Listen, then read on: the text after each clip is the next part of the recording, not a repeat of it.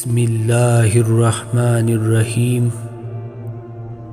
دعا کے متعلق اہم احادیث مبارکہ۔ نبی کریم صلی اللہ علیہ وسلم نے فرمایا، سب سے زیادہ عاجز وہ ہے جو دعا کرنے میں عاجز ہو۔ اور نبی کریم صلی اللہ علیہ وسلم نے یہ بھی فرمایا کہ خدا کے نزدیک دعا سے زیادہ عزت و اکرام والی اور کوئی چیز نہیں۔